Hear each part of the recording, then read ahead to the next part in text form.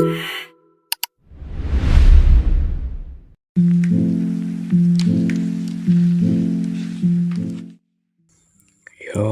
semuanya. Kita coba beranjak dulu dari Genshin Impact dan Wuthering Waves ya.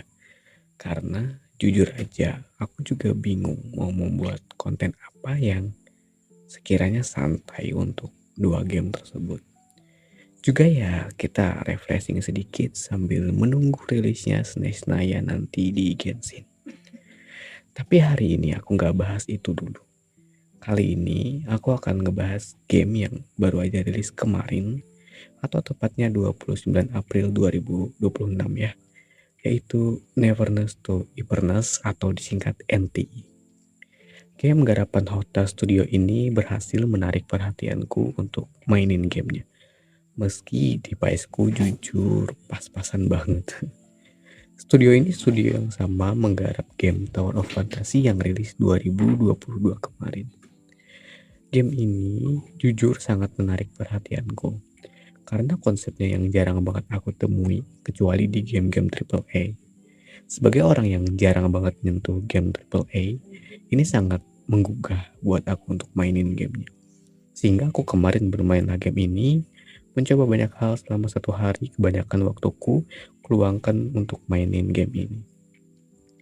Jadi, hari ini aku akan coba mereview sedikit NTI setelah 1 hari bermain. Kayak apa aja sih gitu yang dirasakan, kayak apa yang dilakukan di gamenya gitu. Udah langsung aja ya kalau begitu. Kesan aku setelah bermain game ini yang pertama, konsep yang fresh buatku. Iya. Aku tahu mungkin menurut beberapa dari kalian ini game yang biasa aja. Atau mungkin lumrah begitu kelihatannya. Tapi buatku yang seringnya main game di mobile, jarang nontonin game-game AAA kebanyakan, atau dengan konsep yang sama, ini hal yang cukup baru buatku. Pun rasa-rasanya, ini pertama kali aku main game dengan konsep open world seperti ini. Maksudku kayak RPG open world, bergaya anime, bisa naik mobil atau sepeda motor, bisa melakukan banyak hobi, bertarung dengan monster atau anomali, dan kota yang luas serta gayanya yang sangat menarik. Jujur sangat jarang gak sih ngeliat kayak ginian. Makanya aku kayak ngerasa, wow, ini tuh keren banget kayak gitu. Terus juga gaya animasinya jujur lucu banget menurutku. Menggabungkan gaya anime, gaya kartun barat, yang itu keren sih jujur. Apalagi kalau ada momen lucu waktu percakapan kayak waktu di quest gitu, ditambah efek dan gaya animasinya tuh jadi tambah lucu jujur. Gacanya juga unik kayak main dadu atau monopoli gitu. Meski sampai sekarang aku masih nggak terlalu ngerti cara kerjanya atau sistem gacanya. Juga kemarin aku nggak tahu ya ini dihitung hoki atau enggak. Aku gacha sekitar 50 sampai 60 full itu langsung dapat 3 karakter S. Kenapa aku bilang nggak ngerti kenapa aku bilang nggak tahu karena aku masih nggak ngerti sistem gacanya kayak gitu. Terus hal lainnya kita bisa bikin bisnis sendiri ya kan, kayak di cafe gitu atau apartemen gitu. Kayak wow, kepikiran aja gitu developernya bikin hal-hal kayak ginian gitu. Ya ada sih kalau di game yang lain dengan konsep yang sama tapi penerapan yang berbeda.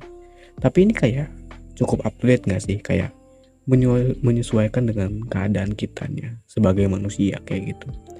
Dan hal ini juga mungkin yang menjadi daya tarik karena banyak hal yang masih berkaitan dengan kehidupan kita sehari-hari, terutama kehidupan di kota yang biasa kita lihat dan kita jumpai secara langsung di kehidupan nyata kayak gitu. Game ini juga cukup untuk membuatku betah duduk berjam-jam di depan laptop karena banyaknya hal yang dapat dilakukan. Dari karakternya meski enggak yang gimana-gimana banget, tapi ada beberapa karakter yang aku suka, kayak Zero atau MC kita, lalu Fadia, lalu Skia yang free itu juga itu aku suka. Maksudnya karena tampilannya menarik kayak gitu. Dan ya banyak hal lain sih sebenarnya yang belum aku eksplorasi. Karena kalau aku buka media sosial, ada macam hal gitu, ada berbanyak hal yang bisa dilakukan kayak beli skin pakai uang in game atau nggak harus top up gitu. Terus ada skin untuk kendaraan, bisa ngedate sama karakter dan lain-lain yang mungkin perlu aku eksplorasi lebih jauh kayak gitu. Kemarin juga aku sempat nyoba balapan sama mancing sih untuk hobi. Yang belum aku coba itu yang jadi driver taksi itu aku belum belum sempat coba. Mungkin nanti akan aku coba di video berikutnya kayak gitu. Lanjut ke kesan kedua. Menyenangkan buat aku pribadi. Banyak hal yang bikin aku senang dan akhirnya betah duduk berjam-jam depan laptop buat mainin ini game. Dari hal-hal yang aku sebutin sebelumnya juga termasuk sih, kayak di sini aku bisa eksplorasi pakai kendaraan, bisa pinjam kendaraan NPC, terus ada hal-hal ilegal yang bisa dicegah seperti pencurian mobil, banyak hal yang bisa dieksplorasi, karakter yang cukup menarik dan foto-foto. Fitur foto. Menurutku, fitur foto ini yang paling top. Maksudnya yang cukup top lah kayak gitu. Sebagai pemain yang suka foto sana sini di banyak game, jujur fitur ini fiturnya lengkap gitu. Fitur foto berisi fitur-fitur yang lengkap. Kayak disediakan fitur mengatur warna, cuaca, wajah, cahaya, bisa selfie, bisa pakai drone kalau mau juga ya kan, menambah karakter untuk foto bersama, dan lain-lain yang aku rasa kalian harus coba kayak gitu. Karena fitur foto ini beneran semenyenangkan itu buat aku. Terus juga bingkainya ada bermacam-macam, bisa ditambahkan beberapa emoji secara langsung atau diedit kayak gitu secara langsung. Dan ya jadinya bisa berkreasi selucu mungkin kayak gitu. Ya meskipun jujur untuk combatnya menurutku masih dapat dikatakan biasa aja. Karena game-game lain tuh udah nyediain combat yang kurang lebih sama juga kan. Jadi menurutku nggak ada peningkatan yang cukup signifikan dalam pertarungan atau perkombatan kayak gitu. Untuk story, aku belum selesai banyak sih. Tapi ya agak template sedikit kalau MC-nya selalu lupa banyak hal sebelum-sebelumnya kayak oh ya MC-nya lupa masa lalu misalnya kayak gitu kan kayak ya cukup template aja sih. Tapi cerita setelahnya cukup asik dan lucu. Tapi ya karena aku bukan penggiat cerita banget jadi aku nggak terlalu bisa menilai dari segi ceritanya. Kayak gitu. Hal lainnya sih karena bisa jalan-jalan bebas pakai kendaraan. Kendaraan juga bisa dimodifikasi, bisa beli yang baru juga. Pokoknya seneng bisa ngelakuin banyak hal. NPC-nya juga beragam ya kan. Ada yang kalau kehujanan dia lari sambil nutupin kepala, pakai payung kalau hujan. Terus juga bisa negosiasi pinjam kendaraannya dan lain-lain kayak gitu. Menyesuaikan dengan keadaan di dalam gamenya. Aku baru ini sih merasakan NPC yang begini, maksudnya baru melihat pertama kali. Biasanya kan cuma kayak nonton doang di YouTube. Oh ada NPC begini di game ini kayak gitu. Nah sekarang karena aku juga baru beli laptop jadi kayak cukup menyenangkan game ini bisa aku mainkan di PS-ku kayak gitu. Lanjut ke kesan ketiga yaitu eksplorasi yang banyak tapi agak sulit. Iya, seperti yang aku bilang banyak hal yang bisa dieksplorasi di dunia game ini. Namun jujur aku untuk eksplorasinya agak nggak sebebas itu. Kalau lari agak lambat, pakai kendaraan juga ya hoki-hokian kalau ada kendaraan yang bagus. Dan itu pun belum tentu disetujui oleh NPC juga. Terus untuk manjat, aku nggak tahu ya, cuma rasanya agak lambat aja gitu untuk manjat di game ini. Beberapa tempat juga agak terbatas untuk dimasuki dengan kendaraan. Kalau agak tinggian harus manjat dan itu ya lagi-lagi agak lama. Ada jalan lain cuma biasanya agak muter juga sih kayak gitu. Untuk menuju suatu bangunan misalnya. Tapi ini juga jadi pointless sih menurutku.